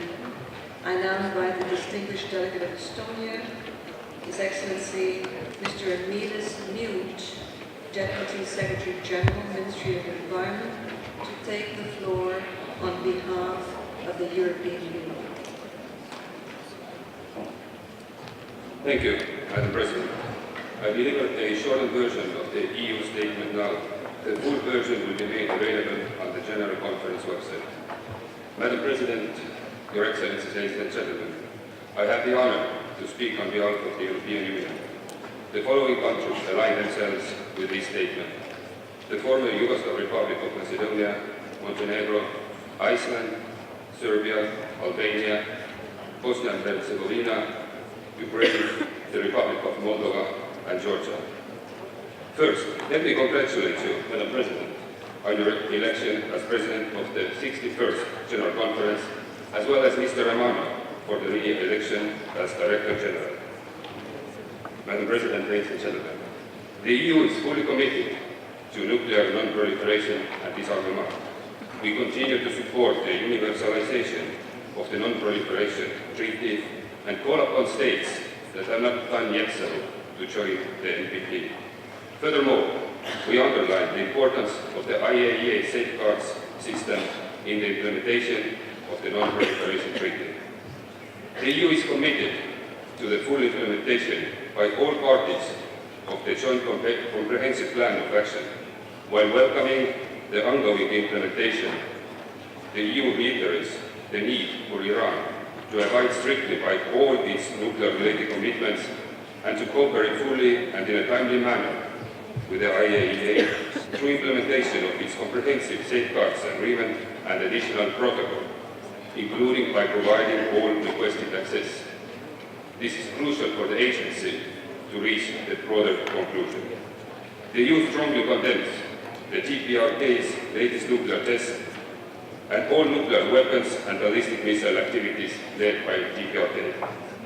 The latest developments in contravention of several United Nations Security Council resolutions threaten international peace and security and disrupt the strategic equilibrium in Asia and beyond. The EU welcomes the unanimous adoption of the United Nations Security Council Resolution 2375, September 11. The EU continues to attach the highest importance to maintaining an essential role for the IAEA in verifying the TPRK's nuclear program. There is therefore an urgent need for agreement on a strong resolution on the TPRK being adopted by the General Conference. The EU urges Syria to cooperate promptly and transparently with the agency to resolve all outstanding issues, including through concluding and implementing an additional protocol as soon as possible. The EU reaffirms its full support for the establishment of a zone free of weapons of mass destruction and their delivery system in the Middle East, and reiterates its readiness to assist in the process leading to its establishment. Madam President, turning to safeguards, the EU calls for the universalization of comprehensive safeguards agreements together with additional protocols without delay. The EU strongly supports the state-level concept as well as the further development and application of enhanced capabilities of analytical services, information analysis and technologies. Furthermore, the EU is actively supporting the agency's safeguard system through the European Commission Safeguard Support Programme and through the support programs of some of its member states. As to assurances of supply, the EU congratulates both Kazakhstan and IAEA on the successful construction and opening of a facility dedicated to the operation of the IAEA low-enriched uranium bank. The EU supports this project with around 25 million euros. On nuclear energy, while acknowledging that any country has a sovereign right to decide on its own energy needs, some countries consider that nuclear power production is a way to prevent or reduce greenhouse gas emissions and thus fight against climate change, whereas other countries have chosen other options to achieve the same. Turning to nuclear safety, the EU and its member states attach utmost importance to the worldwide implementation and continuous improvement of nuclear safety. The EU and its member states, including their priorities, and emphasize the importance of keeping the IAEA action plan on nuclear safety and the cross-cutting safety issues as defined by the Convention on Nuclear Safety Contracting Parties at the front and center of the IAEA's work. Madam President, ladies and gentlemen, on nuclear security, the EU stresses the need to prevent nuclear terrorism. and the misuse of nuclear and radioactive material. The EU strongly supports the central role of the agency in the global nuclear security framework and welcomes the adoption of the nuclear security plan for the period 2018 to 2021. We call on IAEA member states to ensure reliable and sustainable resources for these services. Together with its member states, the EU is currently the second biggest donor to the Nuclear Security Fund. With regard to the technical cooperation, the EU and its member states continue to be strong supporters of the IAEA's Technical Cooperation Program, including through the Technical Cooperation Fund and the Peaceful Uses Initiative, and are the second largest contributor to the Technical Cooperation Program. The EU supports both the IAEA and IAEA member states in the peaceful uses of nuclear energy and technology, also through technical expertise, and with an average amount of 15 million euros per year. To conclude with an overarching topic, the EU attaches importance in the empowerment of women and gender equality in the IAEA. Madam President, the EU looks forward to a successful General Conference and would like to assure you of its full support. I thank you for your attention.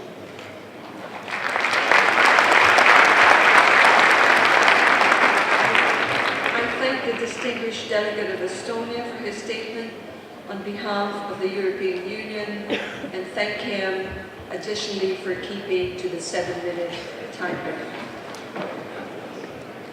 I now invite the distinguished delegate of Japan, His Excellency Mr. Masaji Matsuyama, Minister of State for Science and Technology Policy, to take the floor.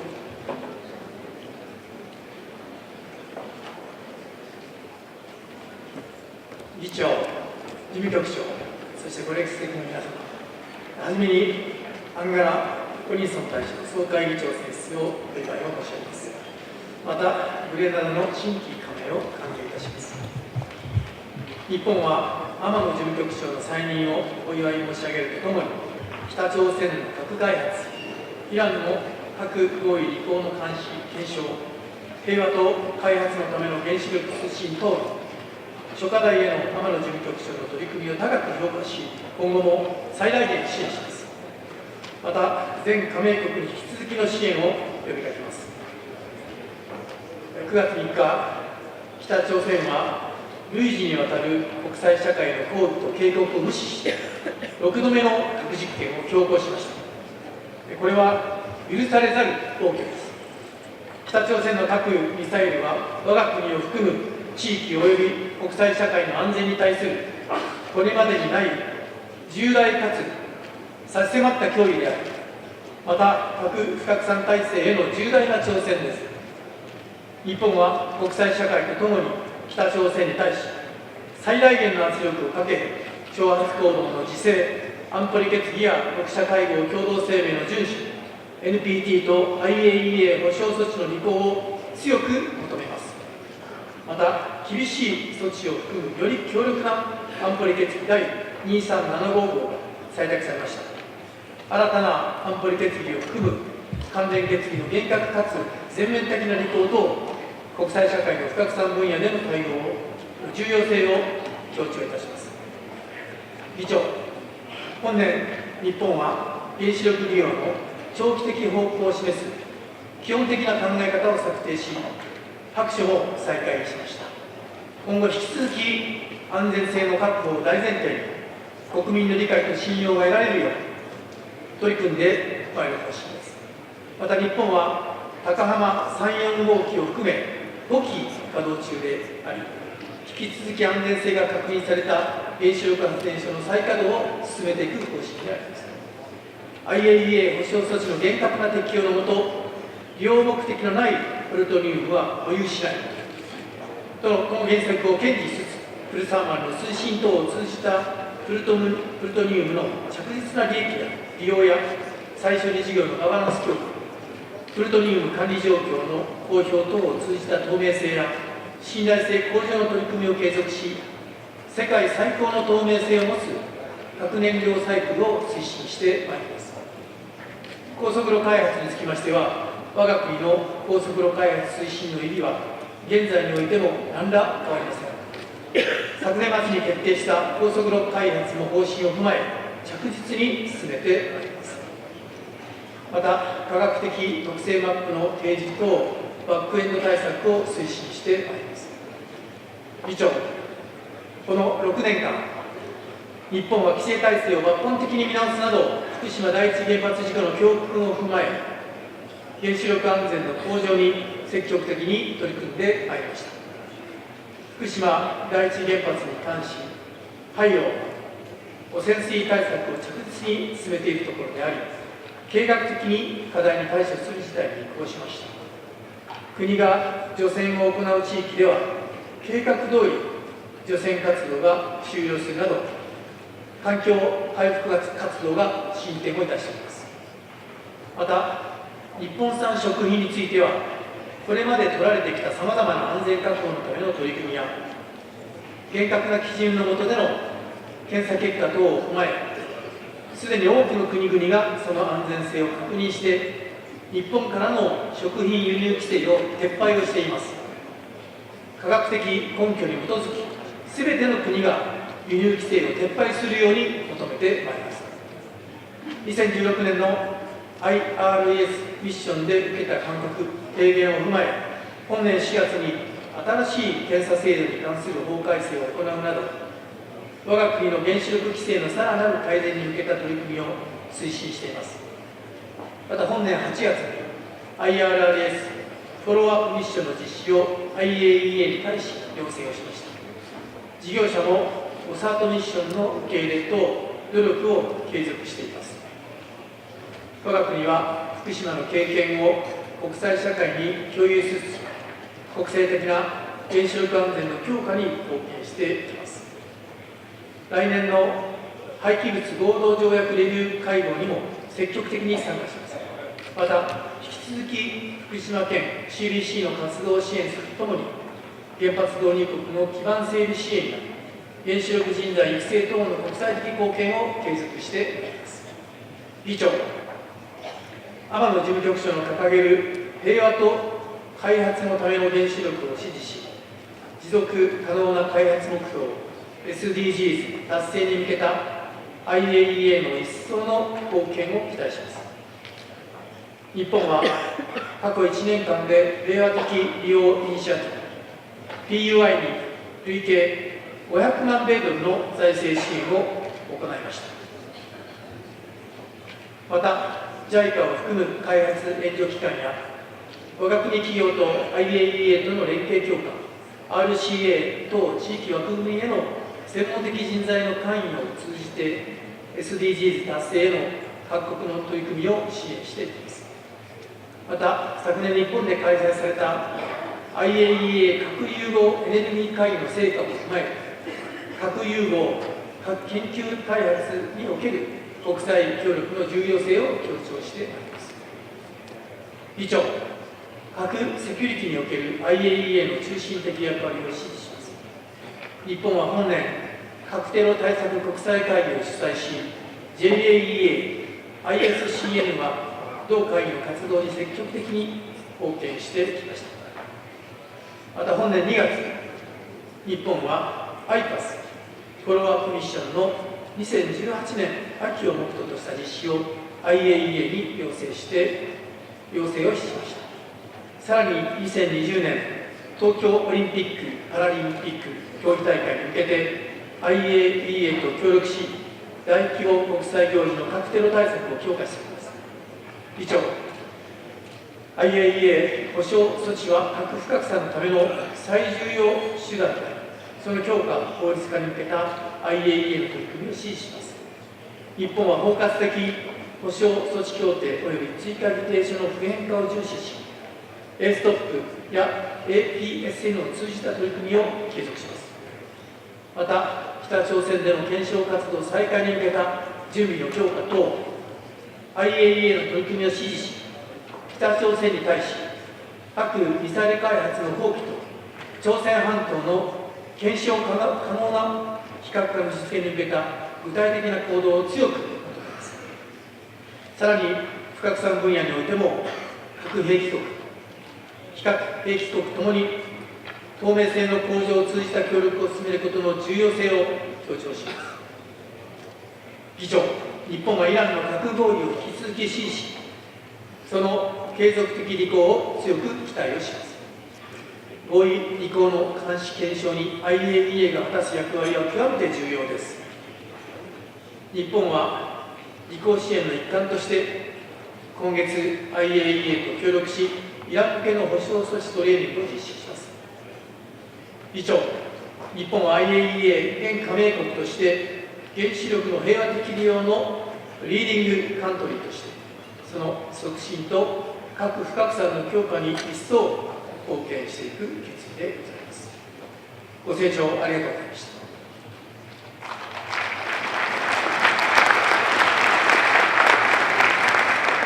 貴重な発言に感謝いたします。I thank the distinguished delegate of Japan for his statement.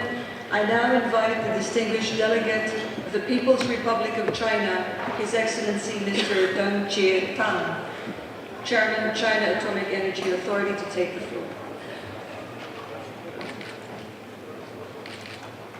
尊敬的主席女士，首先请允许我宣读中国国务院总理李克强先生祝贺国际原子能机构成立60周年的贺信。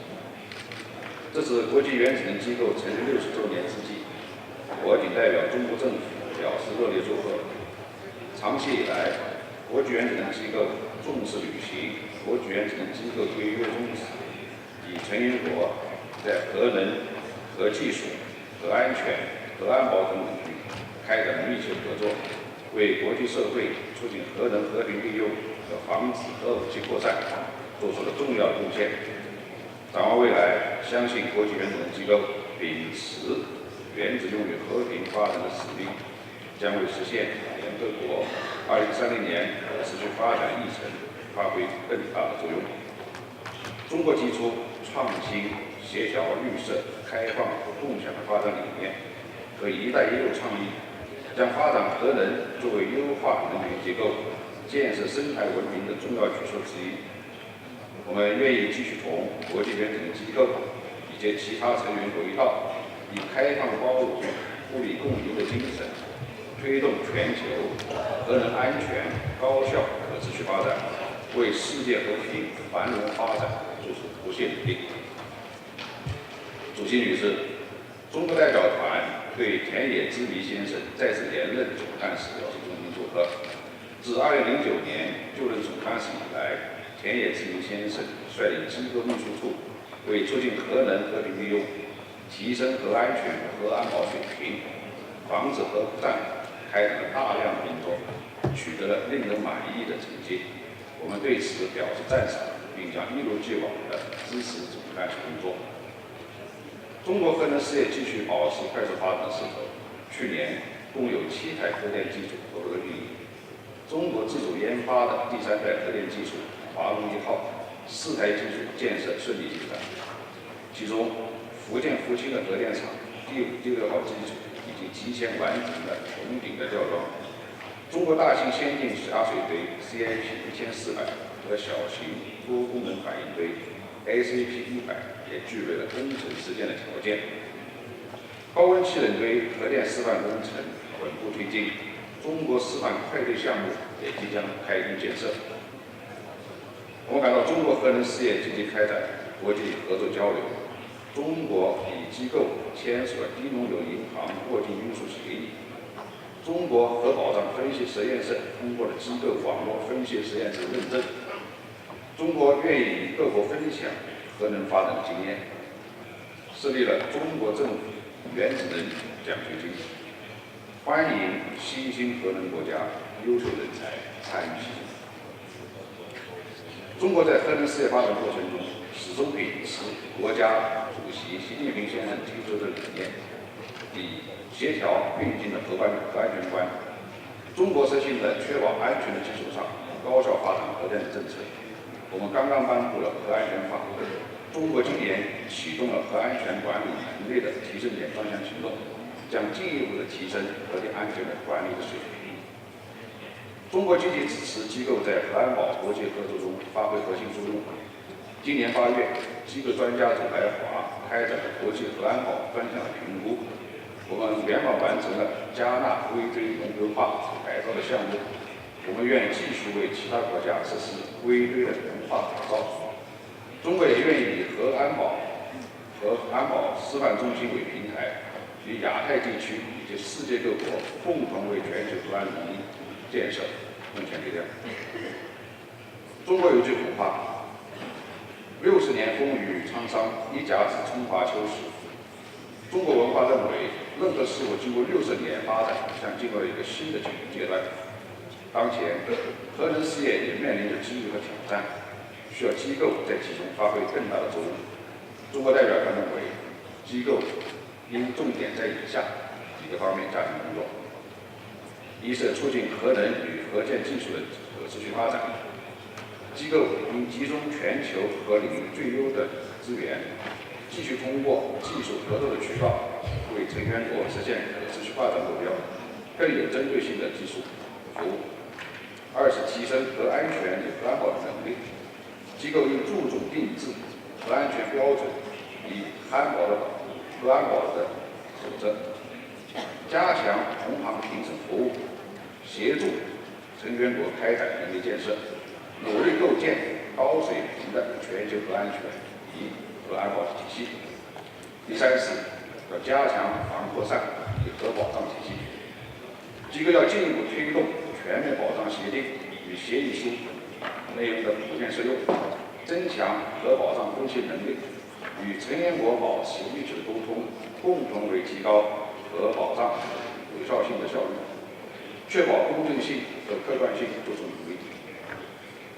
尊敬的主席女士，和平与发展是当今世界的2大主题，中国愿意与各国一起大力支持机构开展这项工作，为核能促进世界和平、繁荣和发展做出不懈的努力。谢谢。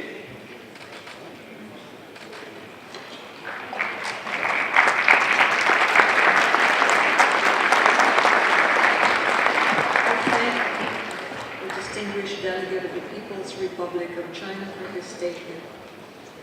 I now invite the distinguished delegate of Ghana, His Excellency Mr. Kobena Frimpong Boateng, Minister of Environment, Science, Technology and Innovation, to take the floor. Madam President, Director General of IAEA, distinguished ladies and gentlemen, it is an honor for me to lead the delegation from Ghana, a country that has been a member of the IAEA since 1960. The delegation of Ghana joins other speakers to warmly congratulate you, Ambassador Maria Zeneda Ankara Collinson, on your election as President of the 61st regular session of the IAEA General Conference. We also congratulate other members of your bureau on their election. You can count on the full support and cooperation of the Ghana delegation towards the successful conclusion of this session. We also congratulate and welcome the people of Grenada on becoming a member state of IAEA. Ghana congratulates Director General Amano on his re-election to a third term of office. Madam President, Ghana is undertaking various activities regarding the nuclear infrastructure development. The country is working to ensure the delivery of a sustainable nuclear energy program in a safe, secure, and efficient manner. It is worth mentioning that the Integrated Nuclear Infrastructure Review (INRR) mission was successfully conducted from 16th to 23rd January this year.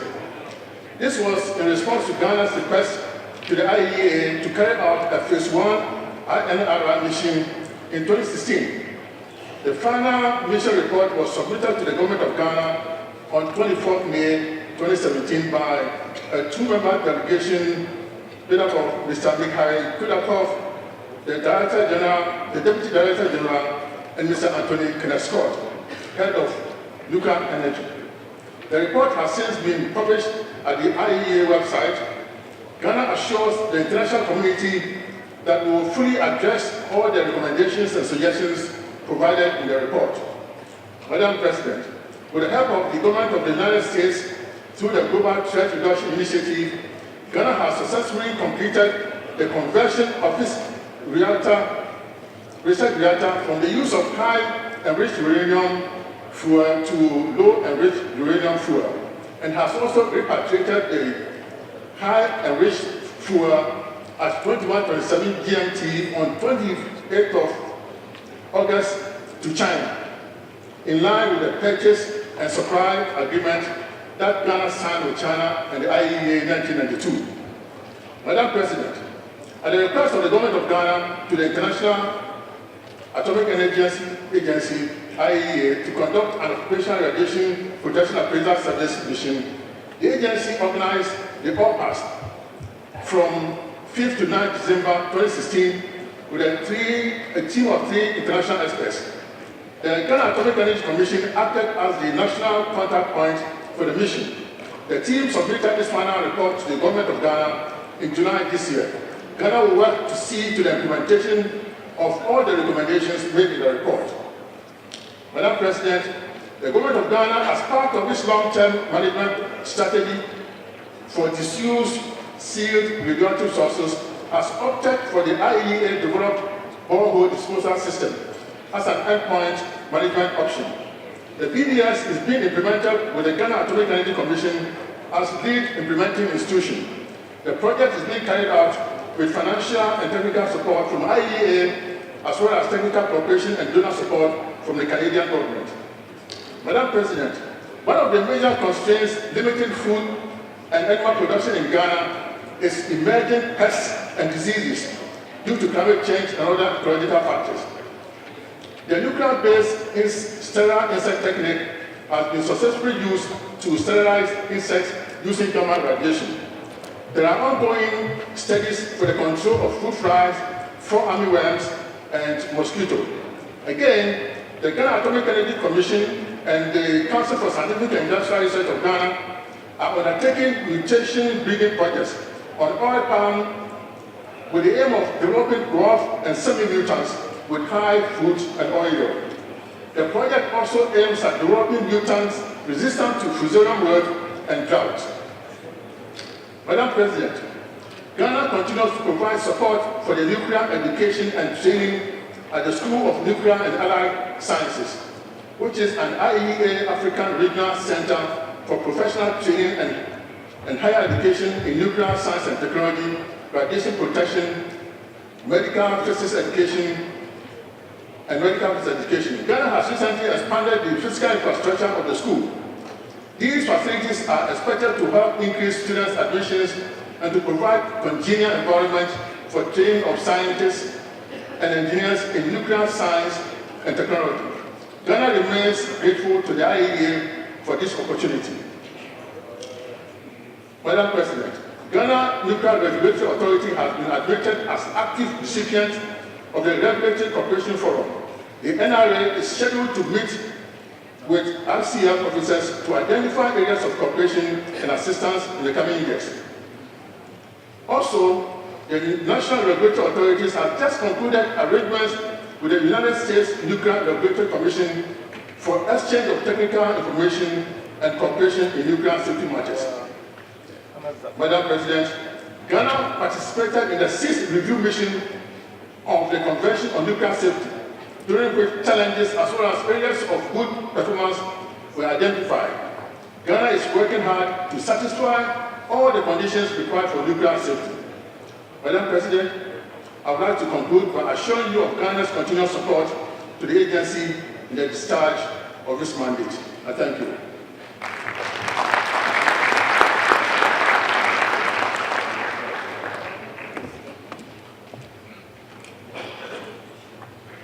I thank the distinguished delegate of Ghana for his statement and for keeping within the 7-minute time limit.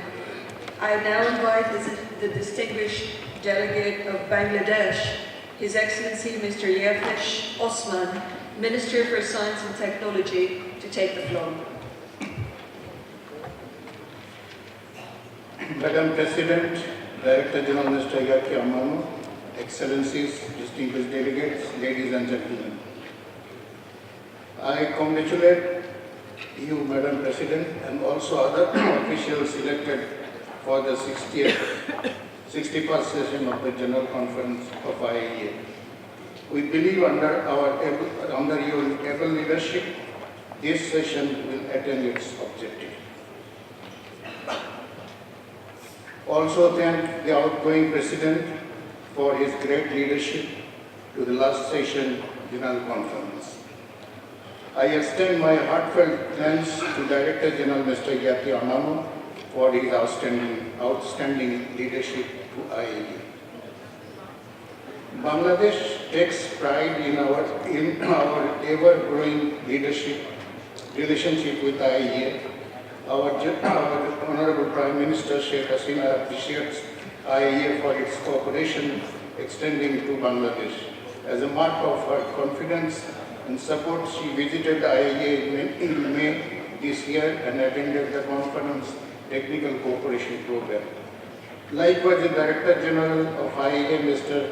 Amano, visited Bangladesh for the second time in July 2017 and saw for himself our efforts and progress in the construction of our first nuclear power plant in Rupur. Bangladesh is one of the fastest growing economy of the world with remarkable socio-economic progress in recent years. Our government has decided Vision 2021 and Vision 2041 with a view to elevating Bangladesh to a higher level income country by 2021 and front-ranking developed nation for 2041 under the visionary leadership of Prime Minister Sheikh Hasina, daughter of the father of our nation, Bangladesh.